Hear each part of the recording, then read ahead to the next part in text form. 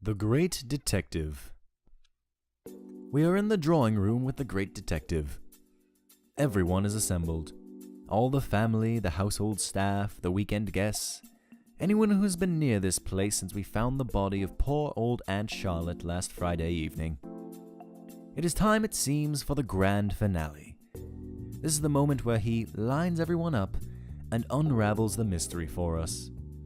This is the part where he explains exactly what has been going on, displays at great length every facet of his genius, before eventually, and finally, pointing a finger at the murderer. I don't know about anyone else, but I very nearly didn't come. It's a Sunday evening after all. I should be out on the golf course or relaxing somewhere with a cigar and a brandy, not sweating away in here with the rest of the family. Still, this detective fellow is a difficult man to say no to sometimes. He has an oddly persuasive manner about him. You find yourself agreeing to the oddest things. Besides, it is rather in our interest to be here.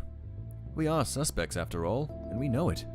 We've all had to put up with the questioning and cross-examination from the man himself, as well as the usual clumsy prodding from the local constabulary. Nobody, it is fair to say, has enjoyed the process. All sorts of skeletons emerging from closets, you understand. You can't imagine the feathers he's been bristling this past few days. It really has been marvelously enlightening. God only knows how he gets away with it. You'd have thought there'd be rules against this sort of thing. Other people have to play it by the book, to follow procedure and whatnot, but none of that seems to apply to him. Genius makes its own rules, I suppose. And he does have this habit of always, inevitably solving the crime. There's no puzzle, they say, that the great man cannot unlock, no code he cannot break. If there are jewels to be found, he will find them. If there is a plot to be stopped, he will stop it. Reading his press, he comes across like some sort of all-seeing Superman, with a monocle and a waistcoat. The flawless bloodhound who always gets his man. All of which is a little bit worrying for me at this stage, to be honest. You see, and I do hate to spoil the surprise for you, I am the murderer. It was me. I did it. So you can imagine how exceedingly disconcerting it is to have to sit here and watch him explain, in great detail and with no little flair, exactly how I managed to pull the thing off. Very worrying indeed. So far, he has everything pretty much spot on. The motive, Aunt Charlotte's money of course, and the threat of a horrid new codicil in that valuable old will of hers. The method, arsenic and the hot chocolate. I'm so fond of the classics. The misdirection, putting the poison into Aunt Charlotte's secret brandy stash too, so as to make it look as though the murder might have taken place much earlier than it actually did. I have to say, I'm very impressed. Even in my precarious situation, I can't help but admire the skill with which he's picking it all apart. He's even unraveled that little double bluff I set up, planting the arsenic bottle in my own luggage, but cunningly making it look as though young Emma, the waif-like maidservant, who was a thing for Cousin Stuart, must have put it in there. I fear there's no denying it. He's seen right through everything, and it's only a matter of time before I hear the snap of handcuffs around my wrists.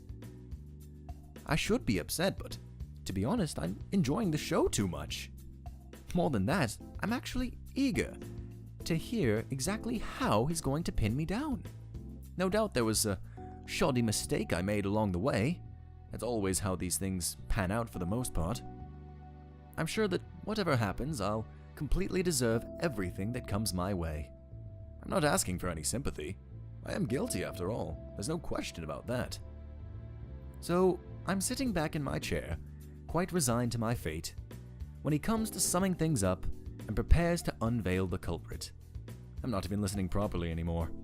It's so obvious what's coming next that I've already begun to mentally prepare my confession and congratulations to the sleuth. Something suitably witty and self-deprecating, I'm thinking. Something sharp with a little bit of style. If one has to go to the gallows, one might as well be cheerful about it, don't you think? You can imagine my surprise then, when his voice rises to a crescendo, a peak of flamboyant outrage, and standing right in front of me, he spins and stretches out a finger and declares the murderer to be none other than Great Uncle Philip? Really? That decrepit old codger in the wheelchair? Can he be serious? At first, I can't believe it. It doesn't seem possible that he's made such an obvious blunder. I'm waiting for him to crack a joke and turn his glare my way, but he never does. Instead, to Uncle Philip's horrified indignation, he runs through all the evidence that proves indisputably that he is the only one of us who could have possibly committed the crime. I'm glad to say that it does all sound very convincing. So much so that I began to wonder whether I'm not the only murderer in the room. Maybe we both did it. Who knows? Either way, it seems like I've pulled it off. I've managed to luck my way past the great detective and all of his lackeys. I sit back in my chair and try to force my heart to stop beating so fast. Everyone else in the room seems sick and drained, as if they're being dragged through an emotional wringer. For the first time this weekend, I almost feel sorry for them. Cousin Stuart is on his feet and shaking his fist, arguing bitterly with the detective and his sidekicks. The maids are all weeping uncontrollably. Over in the corner, Aunt Sophie is turning a very unhealthy-looking, pale yellow sort of color. Poor Aunt Sophie, with her bad legs and her weak heart. This weekend's affairs can't have done her any good at all. She probably doesn't have long left, really. Much more of this, and she'll probably tip right over the edge, no doubt. She lurches forward in her chair and dabs at her mouth with a handkerchief. She's looking right over to me, her eyes pleading for some help or some comfort. I get to my feet, and I take her over a glass of water.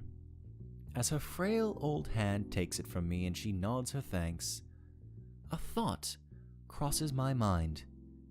Just how, I wonder, are the contents of her will arranged?